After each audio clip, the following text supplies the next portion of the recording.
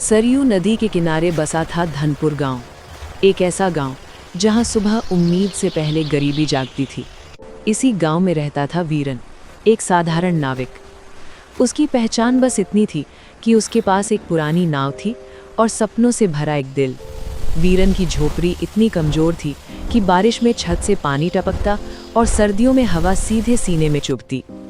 उसकी माँ बीमार रहती और छोटी बहन गौरी हर दिन चुपचाप बड़ी हो रही थी। वीरन रोज़ नदी में नाव चलाता, पर किस्मत जैसे रूठ चुकी थी।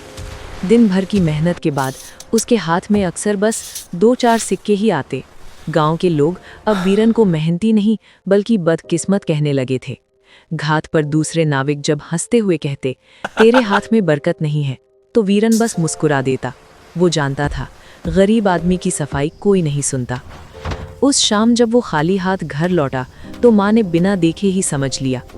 चूल्हे पर बस आधी रोटी थी। गौरी ने उसे 2 हिस्सों में तोड़ा और एक हिस्सा वीरन की ओर बढ़ा दिया।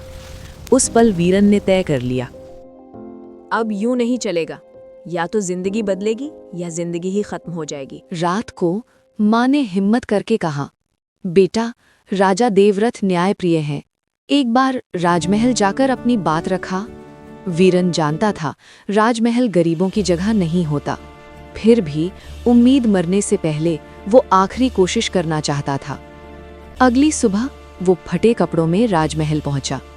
ऊंचे दरवाजे, सुनहरी दीवारें और भीतर बैठा घमंड। दरबार में राजा ने उसकी ओर देखा और बिना सुने ही हंस पड़ा। राजा के इशारे पर सिपाहियों ने वीरन को धक्के मारकर बाहर निकाल दिया। दरबार हंस रहा था, लेकिन वीरन चुप था। महल के बाहर वो देर तक जमीन पर बैठा रहा। उसकी आंखों से आंसू नहीं निकले, पर आत्मा रो रही थी। उसने आसमान की ओर देखकर कहा, अगर यही न्याय है तो मैं इस न्याय को बदलूंगा। उसी रात वो नदी किनारे बैठा था कि पानी में हलचल हुई। एक बूढ़ा नाविक अचानक सामने आया। उसकी आंखों में अजीब सी चमक थी। उसने कहा, अपने जीवन का सत्य जानना चाहते हो तो आधी रात पुराने किले के पास आना। गांव के बुजुर्गों ने वीरन को उस किले में जाने से मना किया, लेकिन वीरन डरने वालों में से नहीं था। वीरन को वो बुजुर्ग व्यक्ति बताया कि देवव्रत का जुड़वा भाई है हम शक्ल, जो राजा को पहले ही मार चुका है, और तुम असली राजा के बेटा हो। तुम्हारे गले में जो तावीज है वो हमारे महाराज का है। अगले दिन वीरन सबूतों के साथ दरबार पहुंचा। वही दरबार जहां कल उसे धक्के मारकर निकाल दिया गया था, जलील किया गया था। आज उसकी सच्चाई जानने के बाद सन्नाटा छा गया। तभी वही बूढ़ा व्यक्ति वहां आता है और सब लोग उसे महामंत्री कहकर संबोधित करते हैं। वो बुजुर्ग व्यक्ति बताते हैं कि इस राजा ने असली राजा देवव्रत को मार दिया और उनके बच्चे को भी मारने चला, तभी मैंने जंगल में एक झोपड़ी में छोड़ दिया था।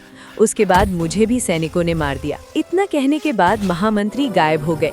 अब सभी लोग उस लड़के को अपना राजा मान लिया और वो अपने परिवार के साथ खुशी खुशी उस महल में रहता है।